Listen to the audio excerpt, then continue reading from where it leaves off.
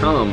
This is Biblical Doctrine for the Church in this age. I'm Dave Wilson here, as always, with Pernell Gibson and Josh Howard. And today we've got a special episode. We're doing something a little bit out of the ordinary for what we do on webcasts like this. We're actually interviewing Mr. Sean Pasley. He is, if that name sounds familiar to you and you are part of our church, I hope that name does sound familiar. He is one of the missionaries that we support here.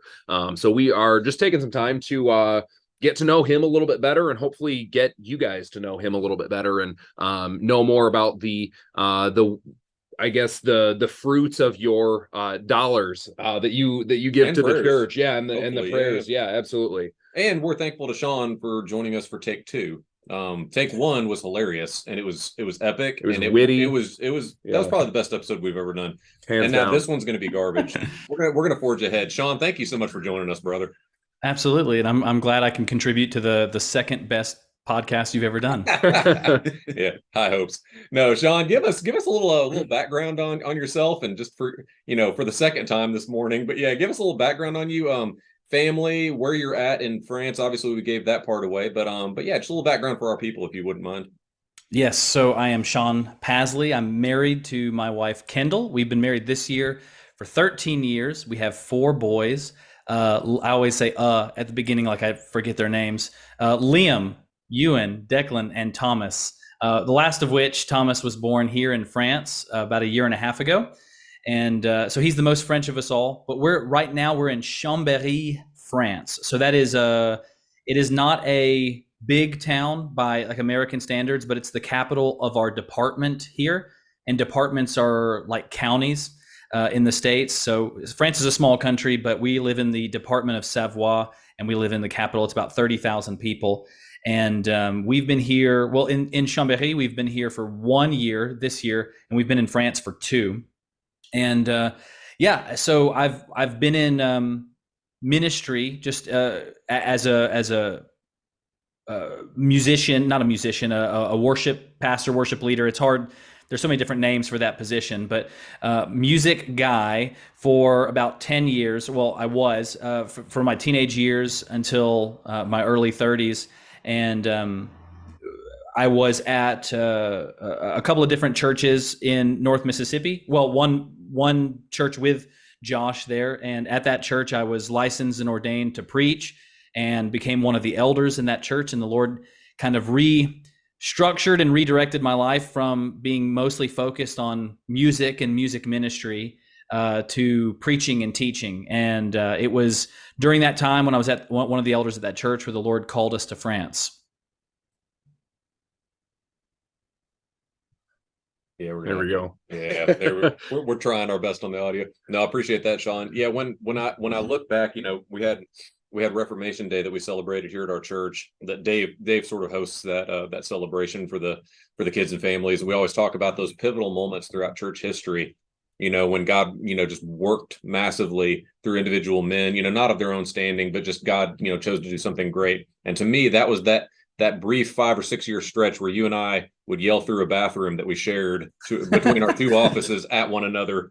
One day books will be written about that dialogue that got shouted over the bathroom floor. Okay, so this is the second time you've mentioned that. So again, this is the second recording. The second recording, yes.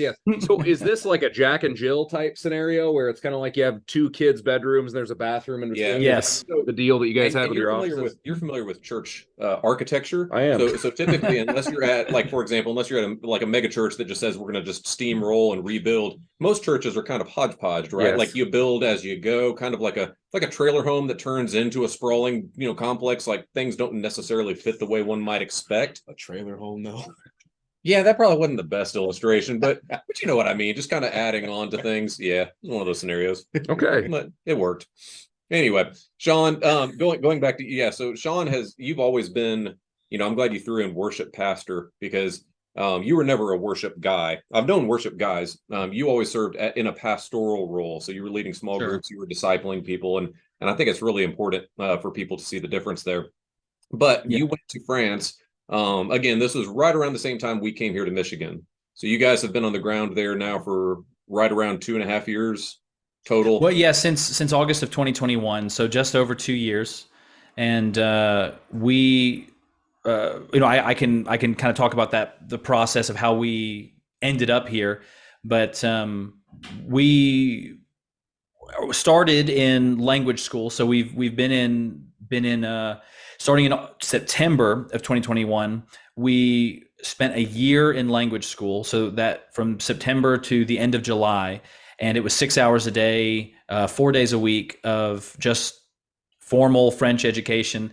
And then in November of that year, we moved to the current town that we've been in. But yeah, it was a whirlwind getting to the point of leaving, because as anyone who is familiar with how missionaries have to raise funds, and the kind of the training and the vetting that we have to go through before you become a missionary, it moved very, very quickly for us. And thanks to the Lord for that, because if it would have dragged on, that would have been very difficult. But we spent, I think, a year of fundraising and training, and just no sleep, and just go preaching at every church that we could go to in our association. And in August, we boots on the ground, August 26th, and I remember we got over jet lag and we were in school, and it's just been go ever since. But yeah. So give us a little background then on like what is, and I know this is a hard question because somebody came to me and said like what does life in the pastorate look like or something. Well, I mean it kind of depends on the day and the week and the month and the season and all those sort of things. But like in general, like what sort of stuff have you guys been up to there in France? One of the things that I really appreciated about you guys was when you guys were doing your I'm struggling. It's not fundraising, support raising for to get feet on the ground and everything like that. One of the things that you did, which was a hard sell, but I really appreciated it, was you tried to temper people's expectations. So in other words, like you didn't march in and say we're going to have 14 churches planted in 3 months, and all this sort of stuff. You instead were very honest of like, hey, it's this might be hard soil, this might take a little while, these are our plans, here's how we're going to work toward that.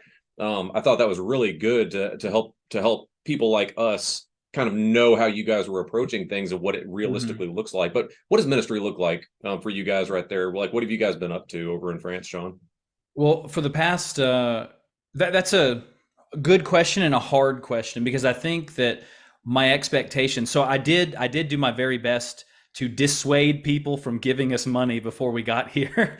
I told people we're never going to come back to the United States, so you're going to have to give to us, perpetually, and nothing's going to happen for 20 years, and so you're never going to see any cool pictures. But I tried to temper people's expectation, because the reality is that ministry in France doesn't really exist in the same way that I think a lot of people are used to. And of course, churches are churches, and there are pastors and elders and deacons, and churches exist.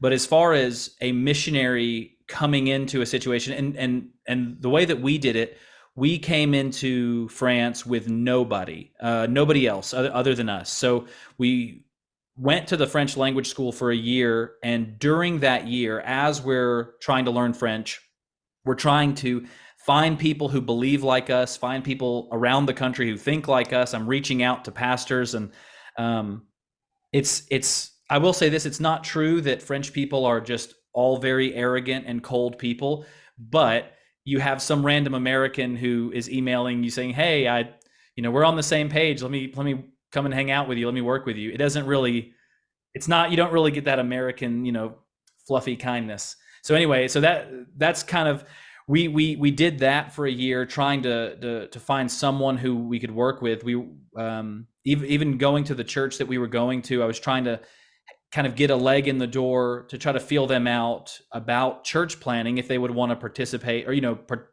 take part in church planning with me. And there was just roadblock after roadblock after roadblock. And this is answering your question, I promise you. But just saying that ministry looks a little different, because in the States, you're sort of promised that if you have a winsome attitude and you know all the right words and you know the right people, you can do what you want to do. You can be a church planner if you know the right people. And someone's going to give you money, someone's going to let you rent a building, and you can have 8th Episcopal Church of holy worshipfulness and Montana or whatever. And it just has not worked that way in France. And so ministry for us for the first year was learning French. And if that doesn't sound like ministry, I promise you that is the precursor to everything that has to come after. Because what we're here to do, and I shared this kind of on the first take, or I shared about what preceded us coming to France, the impetus for us being here. But there are so few Protestant, and I say Protestant very generally, but there are so few Protestant believers, Protestant churches here in France, that one of the goals of kind of the Protestant organization here is one church for every 20,000 people in France. And there's, I think, 67 million people in France. So that's like the big audacious goal for French Protestants, is one church for every 20,000 people. And which we're not there yet. But there's so few Christians here in France that our goal from the very beginning has been to share the gospel of Jesus Christ and to plant churches from those who believe, repent and believe, and then plant churches with new believers, or plant churches with those believers, not necessarily just new believers. But that cannot be done in this country if you don't speak French. And I know that probably is a given, but in a lot of instances with missionaries who I've known elsewhere, there's a lot more leeway with their mastery of the language. In some countries, there's a lot of people who will respect Americans or Anglophones. There's just sort of a kind of an attraction to them, but not really in France. If you are not enculturated and indoctrinated in this culture, but if you are not in the culture and one of the people here, then you're not gonna get very far. So first year, it was just learning the language, and then trying to learn from the pastors of the churches that we were going to and trying to make contact with, which I think that was another big part of it too, because like I said, ministry it's the same because churches are the same worldwide, or should be the same worldwide. But there's a very French way of doing things. And so I had to learn a lot before I can just be an American bully and tell everyone what they're doing wrong and what they need to do instead. And you need to have lasers and smoke, or no one's going to get saved. Right. But then after, so we were in a town for a year, but most people in that town knew that we were leaving, because every year there's a new batch of students at this language school.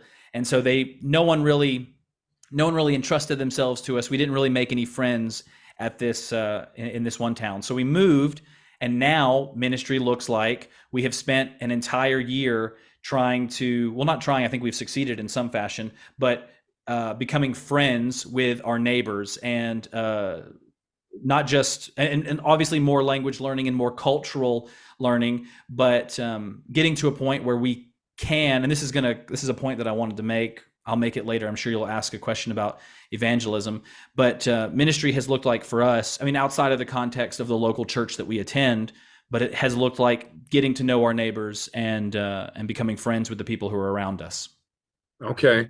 So that was interesting when you mentioned the goal of being, what'd you say, one Protestant church for every 20,000 people? Right. It just seems like here it's like flipped on its head. Like, I mean, speaking of, Battle Creek, Michigan here, it's like, there's probably, I don't know, several thousand churches, probably, and, for a few more thousand people. So that's just kind of interesting how reverse that is. So what are some of the things that you notice as far as things being the same or things being very different in ministering to Americans versus ministering to French people? Like can I point out one thing before you jump into that one? Yeah, because that's the question I think we should go to, Sean. But like, Sean, one of the things I was going to bring up just for everybody else's benefit was, I think one of the formative times for you and me was hearing a missionary friend of ours from Colorado who came to visit our church. He was speaking about missions, and now he's a good friend and brother, and he's pastoring there in Memphis.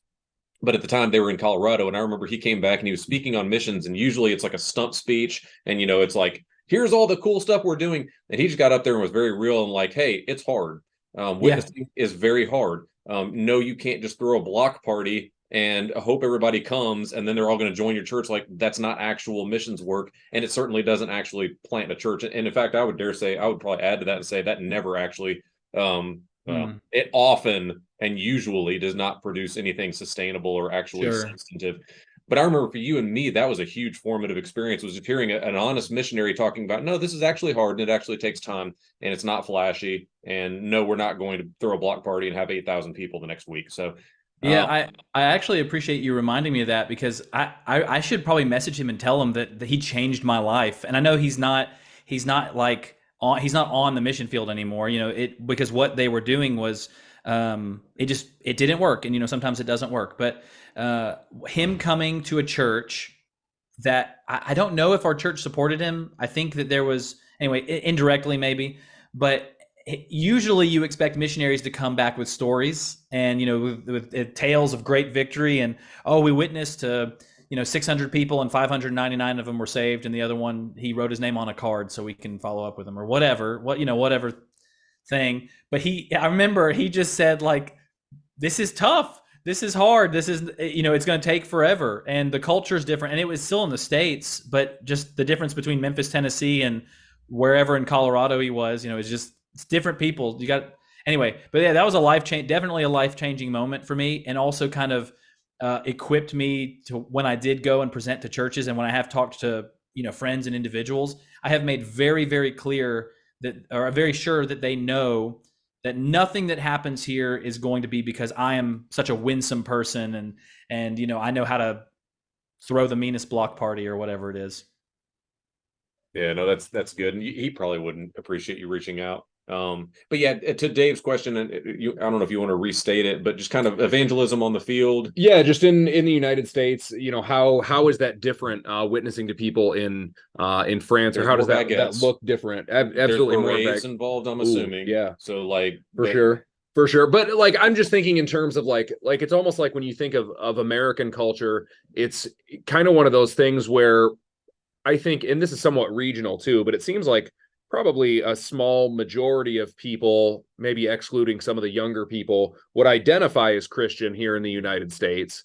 But their perception of that is just sort of, well, yeah, I believe in some nebulous thing called God, and I'm trying to be a better person. But at least I'm a Christian, right? But it's at least like there's that that kind of starting point or that contact point. But anyway, just I guess the question is just how the same, or how is it different over across the pond there? Yeah, I can answer that in in kind of two steps. So how is evangelism different, and then how is ministry different, kind of just amongst Christians too. But I would say, to your point, that Americans kind of have this general understanding of kind of Christian mores and values and things like that. It is exactly the same in one sense. It is exactly the same, where almost everybody sort of has this, there's something in the air. They can hear the church bells at 12 o'clock, every day. So, I mean, they know that France is quote unquote, or has been a Christian country. And so there's a general understanding of what Christianity is, but I would say that their reaction to it is entirely different. So you have people who know or think they know what it is, or have a kind of a vague sense of it, but it's their response to it is totally different. When in the States, when I was teaching, preaching and teaching, and especially doing small groups, one of the things that I always emphasized in a small group was accountability for evangelism. So I wanted to instill in the people that we were teaching that it is our responsibility to share the gospel. And it's not like a high pressure kind of sales thing, like you have to make sure you're knocking on 17 doors, or if you've taken a seminary class on personal evangelism and they make you write, your little dude that tells you, at what time and with whom did you go share the gospel and all that. It's not, that wasn't kind of my thing, but just to kind of give the people who were in my care, just help them understand that evangelism is our responsibility. And, and I always wanted to keep them accountable. And one thing that would always come back is, well, I just don't know this person well enough, or like we had new neighbors moved in and I brought them cookies, but I didn't really know how to like get into a gospel conversation or whatever. Anyway, in the States, I was probably, and much to my chagrin, and now I need to probably go back and apologize to those people if I haven't already. I was really hard on the people who said said that I need to have a relationship with someone before I share the gospel, or I need them to trust me before I share the gospel, because in my mind, uh, everyone that you were around, in North Mississippi knew. They probably had a Bible in their homes. They went to church with grandma and probably got saved at VBS. Just tell them the gospel. Tell them they're a sinner in need of a savior, and tell them they need to repent and believe right now. And not that stupid, not that harsh, but that was kind of my every time we met. I was trying to encourage the people that I was teaching that this is it's important. This is what we need to do. And I think that if the person I was then, or the things I thought, the guy that I was then, the teaching, I would have, I would not recognize the person I am now in France, or with the understanding that I have now of how to share the gospel with French people. Because the thing that I mentioned about being in the Albertville, which is the town that we were in during language school, I said we were there for a year, and everyone knew that we were eventually going to move, so we didn't make any friends. That's true about French people.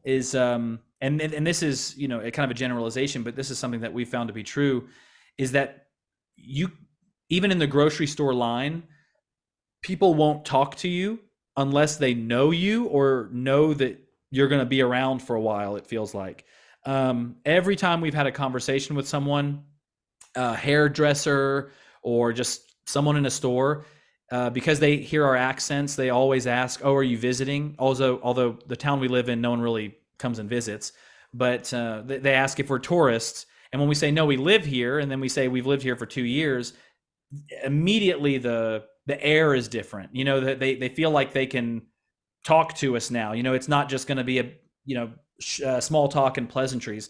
And we found that with neighbors too. Even our neighbor over here, he owns the house that we live in. He rents it to us, and it took about a year, but after he realized we were going to stay, he just opened up. And our across the street neighbor, after about a year, when we said, "No, we're not ever planning on leaving. I have French citizenship. My kids have French citizenship. We're not going to leave."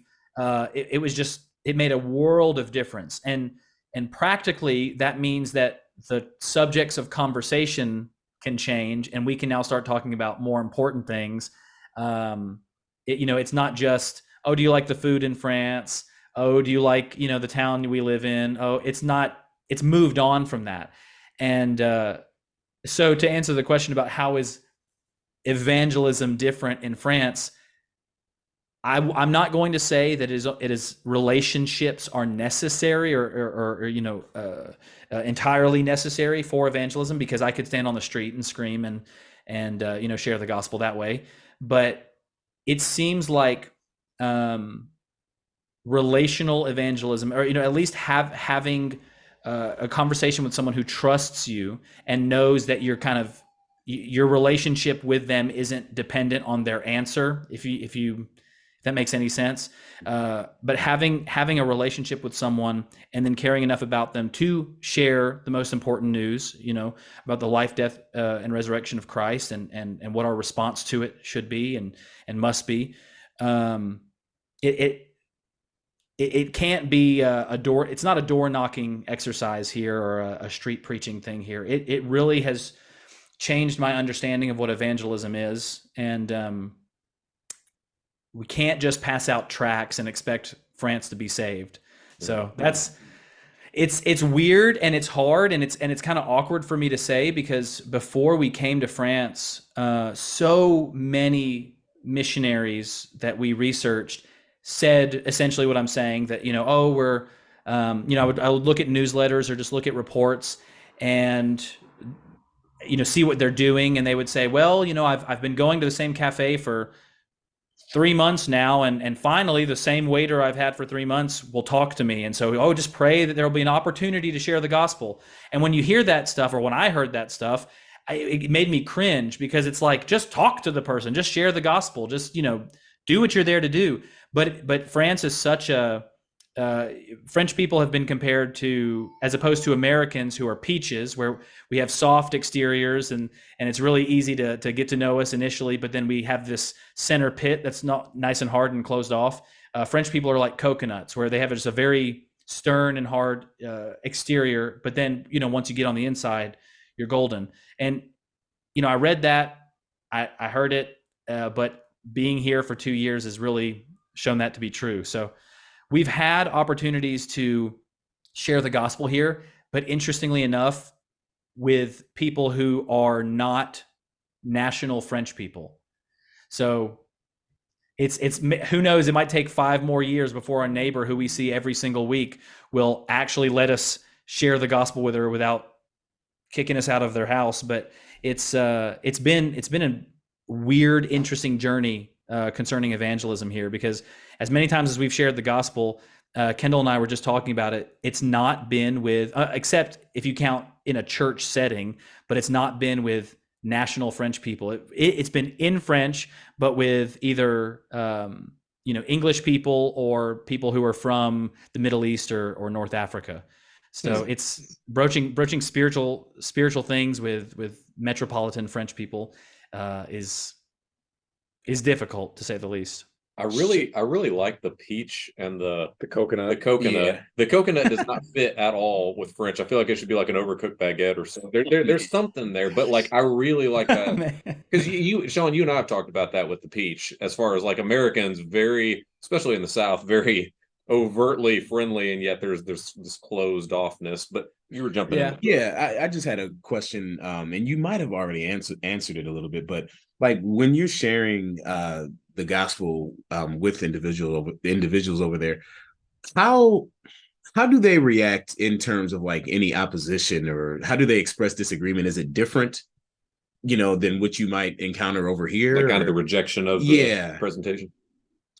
Yeah, it's different in the sense that for a lot of, so I said that there's sort of a general sense of, France is a Christian country, and that's only ever really brought up. It's only ever really brought to the forefront when a terrorist attack happens, and they say, well, we need to get all these people out of here because France is a Christian country.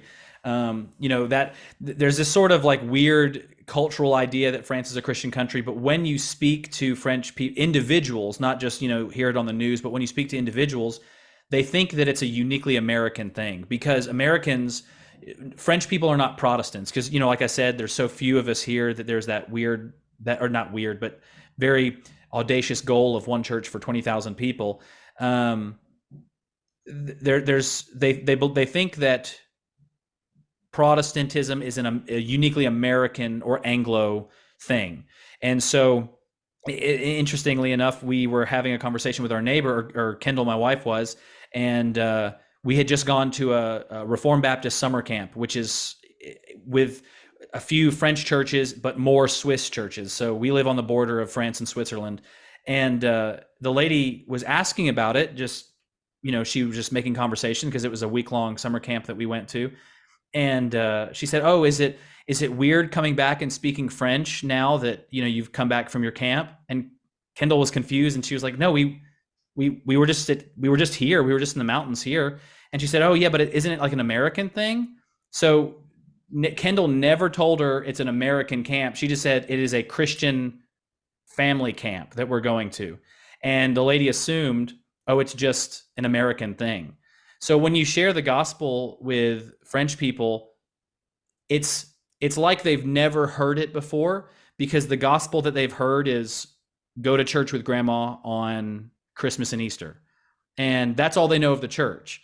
And they know what the schools have taught them about religion, which even for my oldest, when he was in what's essentially elementary school here, the teachers are very free to talk about religion, but only in the sense of, religions exist and they're all stupid, and France is a secular society.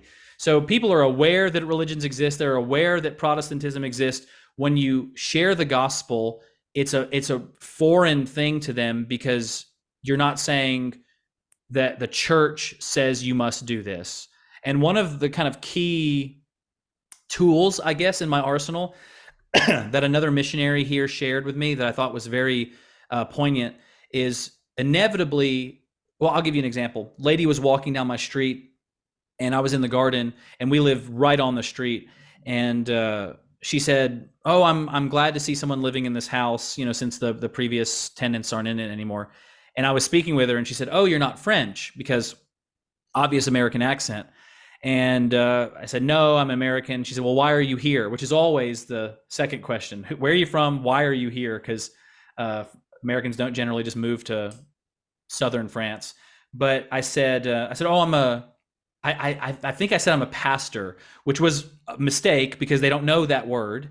And so I said, "I'm a pastor." And she kind of like looked funny, gave me a side eye. And I said, "Do you know what that is?" And she said, "No." And I said, "Oh, I'm like a priest, but with the Protestant church." And she said, "Oh, okay. And then what's the difference between the Catholics and the Protestants?" That's always a question that inevitably comes up. And the tool that I found very useful to kind of immediately, just in the middle of a conversation, be able to share the gospel is, well, Catholics believe that salvation is found through the church, while Protestants believe that salvation is found only through Jesus Christ. And, the word salvation, I might have to temper that a little bit because that's also a concept that is unfamiliar to the secular French people. But it's mostly, to answer your question more directly, it's mostly confusion, not outright rejection. It's mostly people have no idea what a missionary is supposed to do. I don't use the word missionary. I don't use the word pastor. I don't use the word pastor because no one knows what it is. But I don't use the word missionary because French people think that missionaries go to the jungle where people don't have shoes and they bring them shoes and food and clothing. They don't understand missions as a gospel witness endeavor. They think that missions is just for you go to poor countries. So, well, you've mentioned before, Sean, like you've talked about being essentially mistaken for a cult, right? Like that's kind of a lot of the French conception that you've described is like, oh, yeah, you're not Roman Catholic, you must be a cult. And I know that word's kind of difficult with French, but no, it's funny because the word cult or culte is worship in French, and then sect is cult. So it's goofy, but yeah, we're a sect here. And I know that people who are listening on audio, if there is audio, air quotes, but when I say Protestants, that includes Mormons and Jehovah's Witness. And so there are actual cults, Christian cults here. I mean, not Christians, but just cults who claim Christianity. And there are so few of us and the government doesn't know what to do with them. They just say, okay, you're not Catholic, so you're Protestant. And I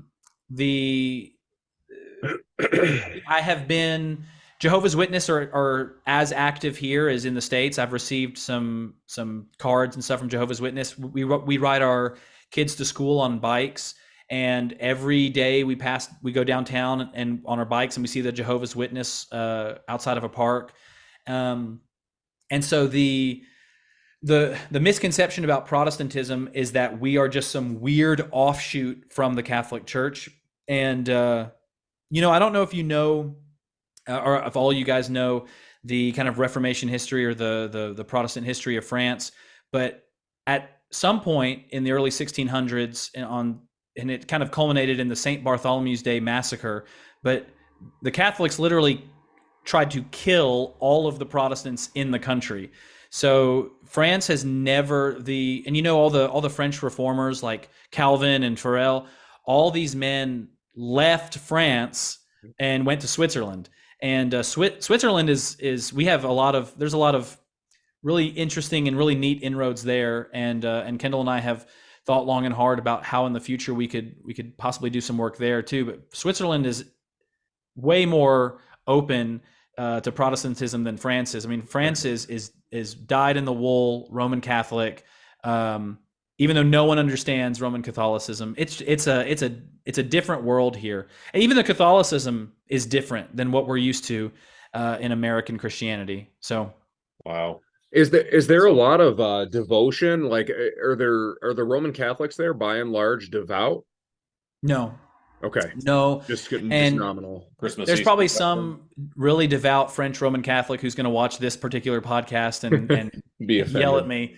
Yeah, maybe. But no, I haven't seen like I said, the devotion of the Roman Catholics, and it's similar in the States, I think in a lot of respects, but it's Grandma says that we need to go on Easter and Christmas, Mhm. and that's about it. And um, interestingly enough, the Roman Catholic Church here, I said that it's much different in the States, and I've done a lot of reading, and I have come to discover that the French Roman Catholic Church seems to embody Vatican II and Pope Francis's kind of ideals a lot more than what I was used to in the States, which is there's this weird, do you say ecumenism or ecumenism? There's this weird desire to kind of bring the lost sheep home. That's kind of how they see the Protestants. And I know in the States, my wife actually grew up in the Roman Catholic Church, and then she was not formally excommunicated, but she was told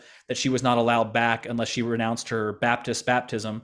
And Oh, wow. that would never happen, or we have not seen it, I should say, because I do have limited experience, in hindsight. But that would not happen here. What we've seen here is that many of the Catholic churches, at least in our town, are charismatic Catholic churches. So there was in the charismatic revival in the 60s and 70s, a lot of that happened here. And some, of course, because as Americans, we have to ruin everything. Some American charismatics came over and just got in with the Jesuits, and now there's some weird stuff. But I haven't seen what I would consider a devout Catholic, because what I would consider a devout Catholic is not one who would tell me that I'm okay.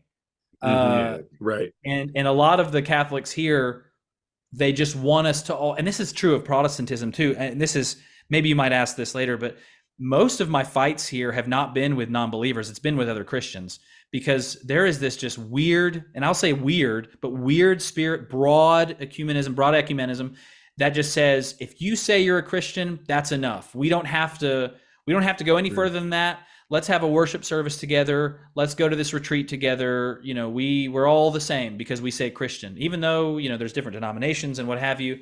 We're all the same, so that's fine.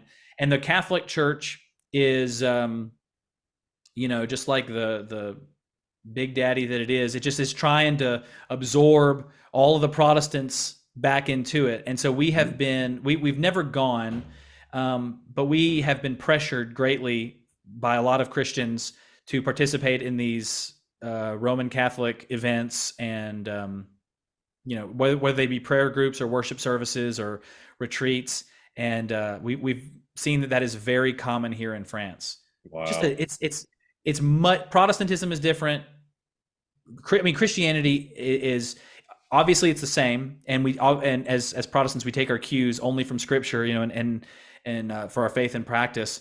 But the way that it's practiced here is much different, much different than the States. We've probably got time for about one more question. I'm trying to think of a good one, because several of the questions that we had on there are far too wide ranging. Well, the two that I added on there were far too wide ranging. But yeah, we'll be a good follow up, because we've talked about kind of the setting there in France. And Sean, if you're thinking of something, brother, that we need to cover, but we've kind of covered where you're at. We've covered kind of what ministry and evangelism specifically looks like in France, and kind of that unique cultural setting. I'm trying to think of something that would be good. I think the main next question would just be what's next, or what does and obviously, right, with the caveat of Lord willing. But right. I guess, and Sean had like was it a 5 or 6 year kind of prospectus when you guys were first getting on the field, that you guys have kind of chopped it up, like, here's the first 2 years, which was dominated by language school. Here's what we expect the next couple of years. But yeah, sorry. Good. Yeah, no, I was just going to say it's kind of interesting when you mention how the culture in general doesn't really know how to think about you, because that reminds me a lot of just just going back to the history of the early church, because that was what it was for the Christians in the first couple centuries. You guys are child kidnappers. Oh, we get it. Oh, right, but just the idea of, okay, well, oh yeah, these guys are Jews. Right. Oh wait, no, they're not Jews. They're something a little bit heretical different. Jewish. Yeah. Okay. They're just a cult of Jews. Okay. Right. So it's just kind of interesting. Yeah, in thinking of just that separation and that definition, and just allowing you to define what we are, what does this look like, that kind of thing. So I just thought that was kind of interesting. That pressure of ecumenism, because again, like Sean and I, we go back and forth quite frequently. We talk and we'll debate not only how different his setting is from ours, but then also how not different sometimes his setting is, the differences, but the similarities. But in general, you see a lot of the ecumenical push, especially within, it seems, Western culture, especially in America, where Christianity is on the outs as far as public opinion goes, entering into, Aaron Wren talked about a negative world, which I think is a helpful conception of that. But you see that push, it seems, when the press is on, it's like, let's unite around the lowest common denominator and push forward. And I think there's a little bit of wisdom and maybe not fracturing unnecessarily, but at the same time maintaining things that we do hold dear, and not just brushing those aside, kind of like you were describing. Yeah. Well, I mean, to kind of answer the question of what's next, this all kind of falls under the same umbrella, because this is, like I said, the biggest fights that I've had are not with non-believers, it's with other Christians. And specifically with the ecumenical spirit that's here, because it sounds really nice to say that I have a neighbor who's a Christian, but is a part of a literal cult. It would take too long for me to, talk about this cult, but he's a part of a literal cult. But there's just he's a really nice guy. And, the family is awesome. They go to the same school that my kids go to. We spend time with them a whole lot, but there's just this, as many times as we've said, no, we're not really into that cult business. There's still just this pressure to play ball with everybody. And, our intention from the very, very beginning, and Josh, you mentioned like my plan, and that was because, you have to have a roadmap because that really helps people. But the plan has always been share the gospel, plant churches. And I know how that looks in the States. At the time, I didn't know how it looked in France, so I did not want to give a timeline on it. And it turns out that, I was pretty close, even though I was super generous with it. I said, within 5 years, maybe I'll know I'll know how to plant a church, in France. But the next step has always just been evangelize, share the gospel with people, anyone who will listen. And then, Lord willing, these people who hear the gospel, repent of their sins and believe in the Lord Jesus, and they become Christians. And then they can be either a part of the local church that we're in, or when we live somewhere where there is no local church, which is, we're looking for somewhere where we can be effective in that regard. But we live in a town, and there's a handful of churches here. And again, there's 30,000 people here. There's a handful of churches. Most of them have about 20 people in them. And we can go 20 minutes north, and there's not a church for, unless you're talking about the churches here, there's not a church for an hour in either direction. So that could be anywhere. But, our intention is share the gospel, and with those people who come to faith in Christ, plant churches. And so we're gathering people around us who are serious about that, which is hard to find. Most people's response to, well, we want to plant churches is, well, why would you plant a church? There's not that many Christians, or there's not enough Christians to plant a church. Because in their mind, you only plant a church when you have Christians who want to move from one place to another, not necessarily the idea of evangelizing a place and raising up the church there. So we've received a lot of criticism, a lot of pushback from our, just what we consider basic Christianity. When you look at, it's tough, this spirit of ecumenism, because what it does is it in trying to level the playing field for every Christian, and trying to make everybody the same and everyone get along, you end up taking the teeth out of theology, and you end up taking the teeth out of Christianity. And I cannot find any French theologian who's writing on anything more substantial than, if you're a Christian, you shouldn't kill people. Either you shouldn't euthanize people, because euthanasia is a thing here. Either you shouldn't euthanize people, or you shouldn't have an abortion. Like, that seems to be the hottest take in French theology right now. So, if you go on which I'm not a Twitter person, or X person, but if you go on the internet and you watch what Americans are debating and Americans are fighting, Christians are fighting over right now, that's probably going to be another 150 years before French people get to that point, because we're still talking about you should not have an abortion if you're a Christian, and I think I blame that on this spirit of ecumenism, which just says, just forget about all the details and let's smooth over all the bumpy edges and just get along because we pray to the same God. So next steps, and I'm sorry I've been talking. There's just so much to say. I've been I'm going around the world with this. Yeah, but next steps has always been share the gospel, plant churches, and if that sounds broad, it's because it's just that's the goal. That's it. And there's so much behind that I have to figure out. There's so many people that we have to. I don't want to say win over, but we're not here to do it alone. I don't think I made that clear. We want to do it through a local church here that we're a part of here. And, it's not just going to be Sean and Kendall somewhere out in the wilderness starting our own new cult, which they're going to think it's a new cult anyway, but, I don't want it to actually be that. So we want to plant through a local church, but just trying to even convince a otherwise faithful local church of the importance of evangelism and church planning. That's probably the nearest next step. Yeah.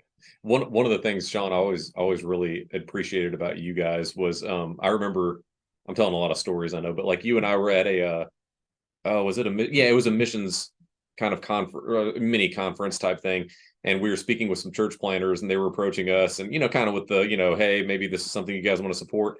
And I don't remember if it was you or me, but we asked what, so you guys said you're planning a church. They were like, yep. Like what? And they were going on the field within like a month. And we said, what is a church? And I remember the utter confusion on all three of their faces, and just had no conception how to even answer that. And I remember thinking how odd to be going to plant something that you can't even define, but you guys have always had a very keen eye toward that. This is what churches look like, and this is what we want to see. And all those things. So I would just encourage our people, as we're trying to get our people more involved with our missionaries, and specifically to get to know you guys and your mission there in France, just for them to be in prayer for you guys on those fronts. That you guys would have that faithfulness to stick to those main things of, like you said, those very basic things of evangelism, planting churches, discipling those who come to faith in Christ, but also navigating those particularly tricky waters that you guys have been that you've been describing here today. So I would just encourage our people that are watching, please be in prayer for the Pasleys in that regard and on that front. Anything from you guys? Because I know we do need to probably wrap it up, but any closing thoughts or? Yeah. I think that kind of does it. I guess just one question would be for those who want to follow you guys more, how do they go about doing that? Yeah, we have a Facebook page that is seldom updated, but it's called The Gospel to France for the Glory of God.